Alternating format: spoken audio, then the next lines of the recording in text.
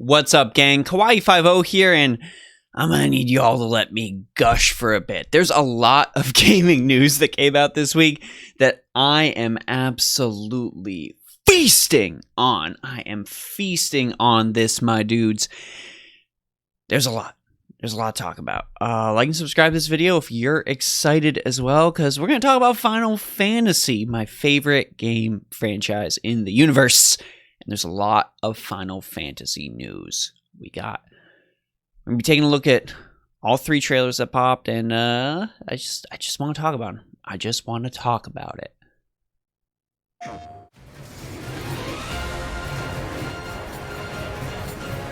Listen. FF7R was great. FF7R was awesome. I loved it.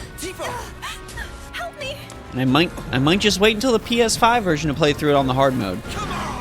Well, this guy didn't really get this guy's deal. But, oh, they're honestly intergrade looks great, but of course what we want to talk about is what shows up after this little bit here at the end of the trailer. Well, end of this part of the trailer.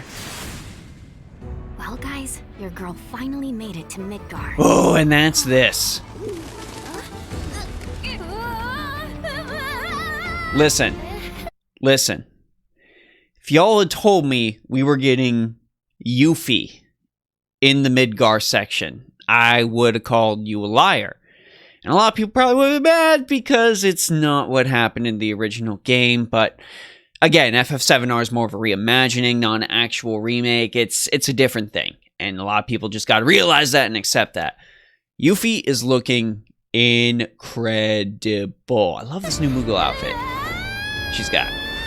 My name is Yuffie, Materia Hunter and Elite Special Forces Operative for the new Wutai government. We'll prove to our common enemy that Wutai is not to be trifled with. Okay, like, having Yuffie in here, having all this talk that we've gotten of Wutai, that we've gotten about, you know, all this stuff that links to the larger world and larger mythos of Final Fantasy VII, it really goes a long way to making the world in general just seem a lot bigger. I know a lot of people are held up on the fact that FF7R entirely takes place in Midgar, but the rest of the world is out there, and there's a lot of things that are in this trailer, a lot of things related to like Deep Ground or just Cerberus shit that I think is gonna have this DLC lead to them setting up the rest of the world. You are. Someone's been expecting you. What took you? Okay, listen, I know some of y'all are upset about this Nomura design right here. Let's go back just a wee bit. Like the freaking button fabric thing. But listen, it looks cute. It looks cute. Someone's been expecting I don't care. What took you? Sorry about that. Anyway, it's nice to meet you. I'm Sonon Kusakabe. Where's Cloud? We lost him. You what? He will be okay though, right? We are getting this, like, Of course he will. the indication that this was all happening in the background. Should we say hi? No, better not. That Yuffie had You gotta assume all these little notes about our main squad. Mind blown. That's good stuff. We got these like wall running mechanics and all that, really just showing off the freaking ninja power, being able to throw the shuriken. But it's right here. It's right here. That's the stuff that's got me the most excited. Yo, this just let's slow this down.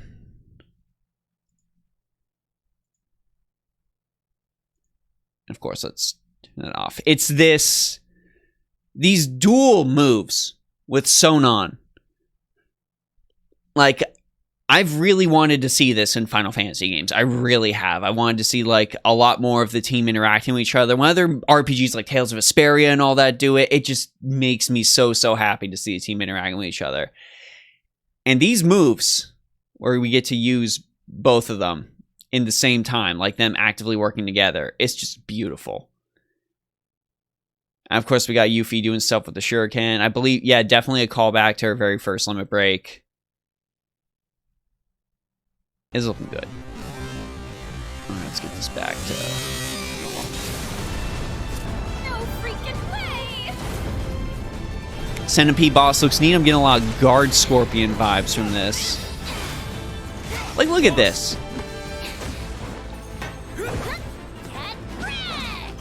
This whole DLC just screams to me like, you know, we had Whatever it is they're planning. we had the assets ready to go. We were prepping up for the second game. They do, but I'm not your sister. Let's just do something fun and quick with it. There you are. Who are these jerks? No clue. It just Boom, like deep ground stuff right here.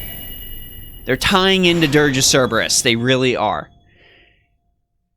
And other people, it's on YouTube, freaking Vice right there. Confirmation, he is a VR battle. He is a VR battle. We're not actually going to be fighting him as the final boss of the DLC. He's a VR battle.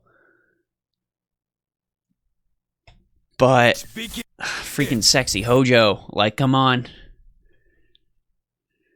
This is just leading me to believe that this entire DLC is going to be set up to tying in Vincent in some way. Like, this is how we're going to start pulling Yuffie and Vincent into the story, if anything. If there is a time to do it involving anything getting added on into the remake via DLC, this is it. This is it right here. I'm very excited for this, and I've been struggling to try to get a PlayStation 5, mainly because of this. Still don't have one yet. But let's move on.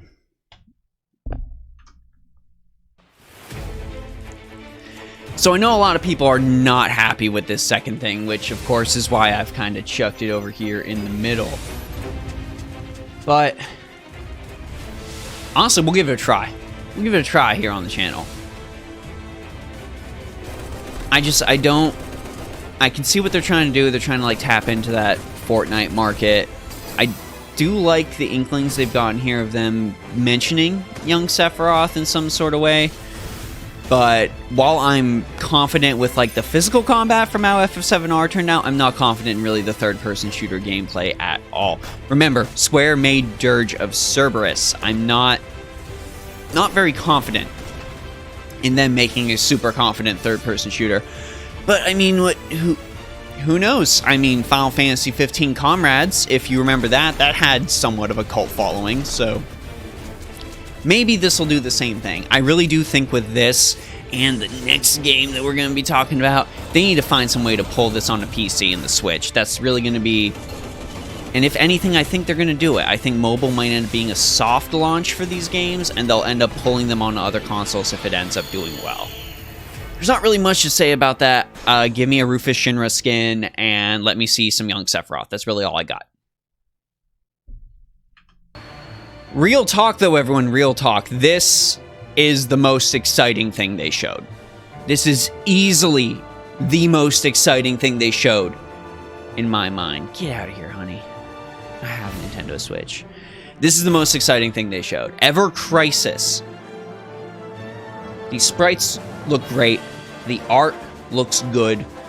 The battles are just straight up Final Fantasy VII remake models and animations and all that, but in a turn-based style. This is basically them remaking classic Final Fantasy VII. I know some people are like, yeah, mobile game, whatever. We cover mobile games on this channel. Mobile games are fine. I don't care. I don't care what platform it's on. Just the fact that, do I have the platform and am I going to be able to play it? And I'm going to be able to play this, and I am losing my shit at this. It looks so, good. It's shot for shot. They got the pre-rendered backgrounds. I mean, the character models look like if like the best PC modder you could think of made new models for the PC version of Final Fantasy VII. And then boom, we got the entire combat system using FF7R assets. This means that when we start getting to the other parts of it, which you're going to see all of Final Fantasy VII, it's going to cover the entire compilation. There's going to be so much we can pull in from, like Cross Slash. Still looking incredible. Right here. Why are people not blowing up over this? Not only are we getting all of Final Fantasy VII remade, we're getting to play Advent Children.